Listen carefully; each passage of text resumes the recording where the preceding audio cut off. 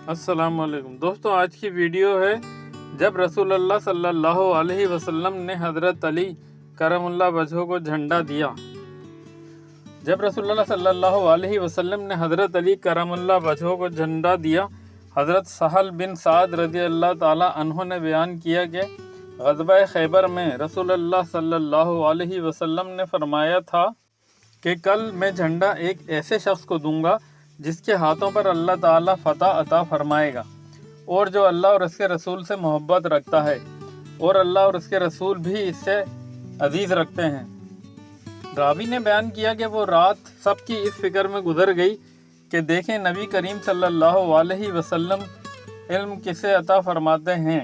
सुबह हुई तो सब खिदमत नबी सल्लल्लाहु अलैहि वसल्लम में हाजिर हुए और इस उम्मीद के साथ कि अलम उन्हीं को मिलेगा, लेकिन नबी करीम सल्लल्लाहु अलैहि वसल्लम ने दरियाफ्त फरमाया, अली बिन अबी तालिब कहाँ हैं? अर्ज़ किया गया कि या रसूलल्लाह, वो तो आँखों की तकलीफ़ में मुब्तला हैं। नबी करीम सल्लल्लाहु अलैहि वसल्लम ने फरमाया कि उन्हें बुलाओ।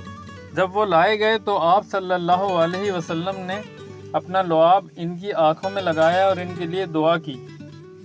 इस दुआ की बरकत से इनकी आँखें इतनी अच्छी हो गईं जैसे पहले कोई बीमारी ही नहीं थी। हज़रत अली करमुल्लाह वजह ने अल्म संभाल कर अर्ज़ किया, या रसूलल्लाह, मैं इनसे इस वक्त तक जंग करूँगा जब तक वो हमारे ही जैसे ना हो जाएं। आप सल्लल्लाहु अलैहि वसल्लम ने फरमाया, यूं ही चलते रहो, इनके मैदान में उतर कर पहले उन्हें इस्लाम की दावत दो और बताओ कि अल्लाह का इन पर क्या हक़ है।